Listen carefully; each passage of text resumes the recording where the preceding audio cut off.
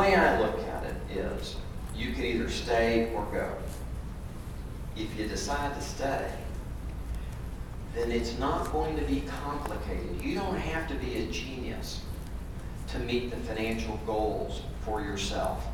Now, I don't know about the other guy, but I know that any one of you can, and that's the only chance you need.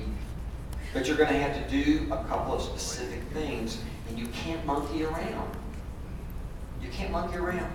If one of your kids came to you, if you had a kid that you cared about, and they said, I want to master the drums, you'd say, okay, you're going to practice every morning from 6:30 until 7 before school. You're going to practice every evening from 5:30 until 6. Yes or no? Yes. You would do something like that, wouldn't you? If your kids said they wanted to play softball or baseball, wouldn't you say, well, you have to go to the practice and practice? Yes or no? Yes. And if they weren't any good, wouldn't you probably go to them and say, but you never practice? You never go in the backyard and hit the ball or catch it. I never see you do that, so why would you expect to be able to be any better? Now here's the trick, adults. We have to take our own advice. We have to take our own advice. And here's just two thoughts for you. Number one, you have to act your wage.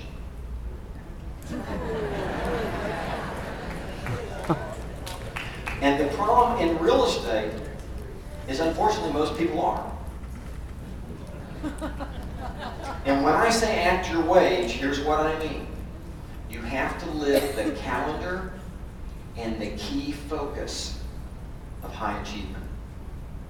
Now you know what I'm going to tell you that is. It's going to be lead generation, it's going to be time blocking, and it's going to be practice your scripts and dialogues so that you can effectively help people make good decisions. You never need to be afraid of talking somebody into something. No one's going to buy something they don't want to do based on what you tell them. In all my years, I do not believe I ever sold anyone a house. Usually they don't take my advice and regret it later. Rarely, but it's never where they took my advice and regret it. You know? You don't need to be afraid of that. You are not going to sell somebody something that hurts them. One, they're not going to let you. Okay? But you're going to have to live the calendar, and you're going to have to learn the language.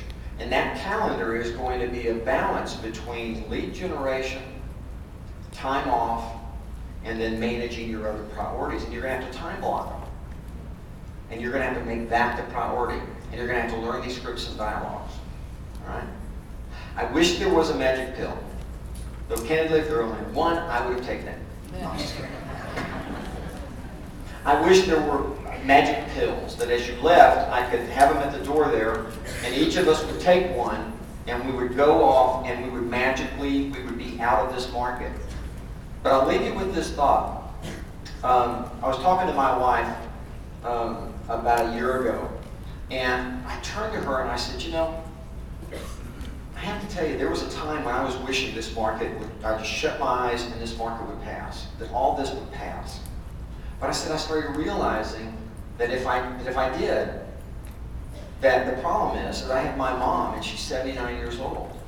And by the time we get out of this shift, she's in great health right now. She may not be. I said, you know, as tough as we're having a time right now, our son is almost 17. He's in his junior year. I got that boy for 2 years, and then that's it. I can't wish this away. This is reality. This isn't Disneyland. I got 2 years, and they're these 2 years. I said, you know, our dog Max, I've had him a long time. John picked him out when he was, in the 3rd grade. I said, you know, he's looking gray. He's a little slow. Best dog I've ever had in my life. I said, if I wish this market away, where's he? And what guarantee that I have in 2 years that my health will be better? That our life will be better? What guarantee?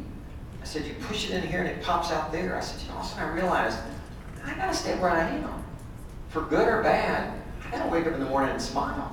I gotta enjoy this. I have to embrace the fact that no matter where I am in my life, there will be things that are awesome and things that suck. I mean, there will be things that are rocking, and there are things that are just not.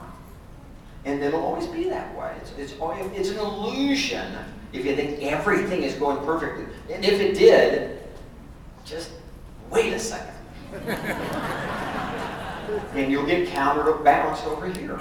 And what happened for me in that moment is I realized that good or bad is the only life I got. And this is the only time I'm guaranteed is the time I'm breathing. And I can't wish it away. I can't blow it off. I can't try to make it not happen. It's happening. It's real. It's your life. Here's what history tells you. History tells you that this is when greatness occurs. If you're a student of history, you'll know that it's in these times that usually the seeds of greatness or the seeds of the next growth for your life will occur. I wouldn't wish this on you. I wouldn't wish it on me. But what you and I didn't fully grasp because it isn't clearly written. But you have to have adversity to force you out of complacency in order for you to get more out of your life. Remember, this is simply a spiritual journey with a minor physical experience. And this physical experience is about developing the spirit that you are. And you're not going to do that through nothing but good times. It's going to take tough times in order for you and I to achieve the kind of spiritual growth that we're destined and have the opportunity to have. That means we have to make peace with the situation we're in, and then ask the question, how do I prosper? How do I at least get through it in a manner that allows me to thrive later when the opportunities exist? Okay? Sorry, I don't have more time. I actually didn't have this time, did I? There's my luggage. So, thanks, guys.